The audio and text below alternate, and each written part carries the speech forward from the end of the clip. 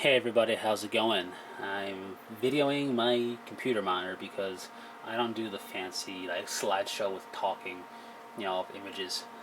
I can't do that, so I just show you this. So the quality probably won't be as good.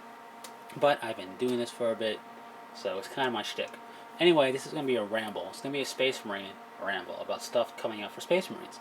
I'm a Space Marine fan, so I like to see this. And it's going to be Games Workshop and Forge World. We're starting with Games Workshop, and what we're seeing here is a re-release of a lot of stuff in Finecast. This is basically a lot of stuff that was pewter is now Finecast. I'm a fan of that. Whether you're a fan or not doesn't really matter. This is the step that Games Workshop is going. They're getting rid of pewter and they're going with Finecast. And me personally, I couldn't be happier because I hate working with pewter when it comes to Games Workshop. Really, I just don't like their pewter. And I like to try and pose my models a bit differently and kit bash, and pewter isn't. I think that's why when it comes to my Space Marines, I like to try and kit bash or pose them a bit differently, and pewter isn't the most forgiving when it comes to that. So now if you want to file down things, it's a bit easier. It'll be Finecast, it'll be softer. And we kind of seen this in the Warhammer Fantasy range a couple of months ago or so. I don't remember exactly. There was a big re-release of stuff in Finecast. And it looks like they're starting in 40k land, and they're starting with the Space Marines, it seems. So let's jump right to it. All this stuff is in Finecast, so I'm not going to say it every time. So we have the Thunderfire Cannon, which is cool. I can tell you from experience with the pewter that it was a pain, and I actually needed help in getting the pewter to line up right and fit properly for my Thunderfire Cannon itself. So seeing it in Finecast makes me happy, even though I probably won't get it because I already have it in pewter. Then we have Marneus Calgar, Lord Macrage. Now we've had his Terminator armored self with the Honor Guard as that box set for Finecast for a bit, but now his Powered armored self is back. And I believe for a while you couldn't buy this from Games Workshop as pewter. I think they got rid of it. But it seems to be back now. At least I couldn't find it on their website or anything. But it seems to be back now and in Finecast.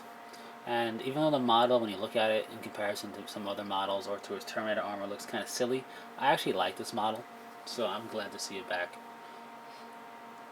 Then we have Tigerius. Zoom in a little bit. There we go. We have Chief Librarian Tigerius. We have Chaplain Cassius, who currently still is the only model, I believe, from Games Workshop's range with a Combi Flamer. We have Sergeant Telion. We got Chapter Master Pedro Cantor, who every time I look at this model, I want to make a Crimson Fist armor because I really like that model. We have Captain Darnath Lysander. Now, he's Finecast, and that's kind of a big deal in my mind because I've seen a lot of Terminator conversions and stuff like that utilize Lysander's model as the base.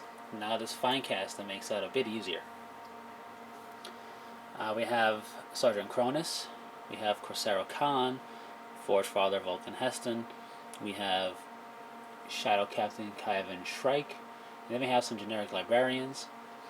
Right here, we have generic chaplains, including the Chaplain in Terminator armor, which is my favorite chaplain. This is a nice chaplain in power armor. I like that look. But as far as chaplains go, my favorite has always been the one in Terminator armor. I want to pick this up in Finecast and paint it up and see how my painting skills have improved, but probably won't right away. Not really a necessity. Moving on, we have the Tech Marine, the helmetless version. The helmeted version with servitors, I believe, is already Finecast. Then we have the Space Marines Masters of the Chapter box set thing in Finecast, which again is very nice because this range of models, these four guys, they're utilized a lot for conversions as well as a base, and being Finecast again makes it easier. We have the Legion of the Damned. Now I'm a big fan of Legion of the Damned. I don't own any of their models because being a Dark Angel player I can't take them. But now that they're Finecast, it's not pewter. I like it. And since it's not pewter, I'm more tempted to pick them up. I've always been interested in trying to make a Legion of the Damned army, but I never knew what I would do to kind of distinguish actual Legion of the Damned squads from just basic tactical squads and whatnot. Moving on, we have Space Marine Veteran. Oh, scroll up a little bit. Space Marine Veterans, Space Marine Veterans Mark II. We have the Tyrannic War Veterans for the Ultramarines. They don't have a special rules anymore. They don't have a special squad anymore. They would count as Stern Guard. But they look cool, and I'm glad that they're back. Because again, this is another kit I believe that I haven't seen for a while. I thought they got rid of them, but they seem to be back now. Maybe they were around all this time. I just couldn't find them because I'm an idiot. Who knows? But we have the Space Marine Captain and Terminator armor. I'm not the biggest fan of this cast for this guy, but he's back, and again, he's another Terminator model that's been utilized as the center of conversions. So now it's a bit easier. And we have an Apothecary. Why we have an Apothecary in Final Cast, I couldn't tell you, considering the Space Marine Command Squad box has an Apothecary in it, but maybe you just want to get one Apothecary and you like this look. Then we have conversion kits that now have Fine Cast. This is a Space Marine Bike Squad upgrade pack that includes 3 different weapons. We have the White Scar Bike Squad upgrade pack, again with 3 different weapons. This one also includes torso and heads, I believe. I don't remember exactly. I think it includes, I think the weapon and body is one piece here. I don't know, but they're Bike Squad and White Scar Bike Squad upgrade. We got the Ultramarine shoulder pads. We got the Crimson Fist shoulder pads, Crimson Fist Command Squad upgrade pack, Crimson Fist Tactical Squad upgrade pack, and Crimson Fist Assault Squad upgrade pack. Now these 4 kits can also pull double duty and be utilized as Imperial Fists. So even though they build them as Crimson Fist, if you're an Imperial Fist player, you can utilize this really with no problem. And then on the bottom here we have the Space Marine Casualties as Fine Cast now, and we have the Iron Hands Tactical Squad upgrade pack. By itself, it used to come with a Tactical Squad box, now it's just by itself, which is fine. I actually own this already with pewter, and I can tell you, looking at all the pewter bits and dry fitting, that being in Fine Cast now will make it a bit easier to connect with plastic parts than the pewter ones, if only for weight alone. So that's from Games Workshop. So next up is Forge World. And what we have here is up for pre-order. They call them a Tigris or Tidris. I don't know how you pronounce it. Pattern bolter set. You get 10 bolters. But on top of that, you get some grenades, as you can see there, double and single. You get belt pouch stuff, and you get holstered bolt pistols. And that's why I'm showing this, because it's another bolter set, yeah, but you're getting more than just the bolter. You're getting stuff to also personalize it. Like, if you don't utilize all of these on every Marine, you got 30 Marines you can customize. You put just the bolt pistol on one guy, this on a different guy, and the bolter on a different guy. You got 3 models that all look a little bit different. So I like that. Plus the grenades. We also have Mark IV Space Marine Assault Squad. Now, I never was a fan of this look of jump pack. I like with the Sanguinary Guard because they have wings. And the wings to me complete the look. But people do like it by itself. Either way, you can always sub out the backpack. I like the armor though. And this guy here in the back, he has a different helmet configuration. Let's see if I can find him real quick. There he is. Oh, there he is. We'll zoom in. See, his helmet looks a little different. I actually like that. Maybe he's the squad leader. I don't know. But these guys look cool. It's Mark IV.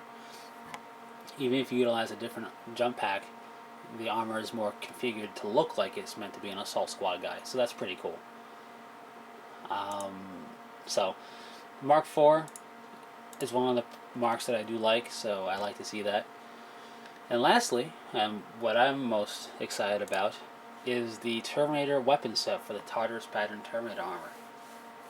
This is a conversion pack, if you will, to kit out your guys with different weapons. You got a Storm Shield, a right-armed Power Fist, Lightning Claw pieces, you have a Thunder Hammer, a Power Maul, a Power Axe, you have 2 bolters that are meant to be combi weapons, which is why the right side of them, is blank, kind of has a little inset where you glue in either plasma, flamer, melta, or auxiliary grenade launcher, and you have some arms. Now, I like this, and it's going to make my job or my idea of wanting to magnetize my Terminators a bit harder, or a bit more intensive. I'm trying to have to pick up more magnets. Because now I'm getting the crazy idea in my head to magnetize the Kami weapon so each bolter can have whatever Kami weapon it wants whenever I want it. And magnetizing the Kami weapons to the Stormbolter arms. That way if I want to sub out a Stormbolter for a Kami weapon, I could if I had a reason to. I also now want to magnetize...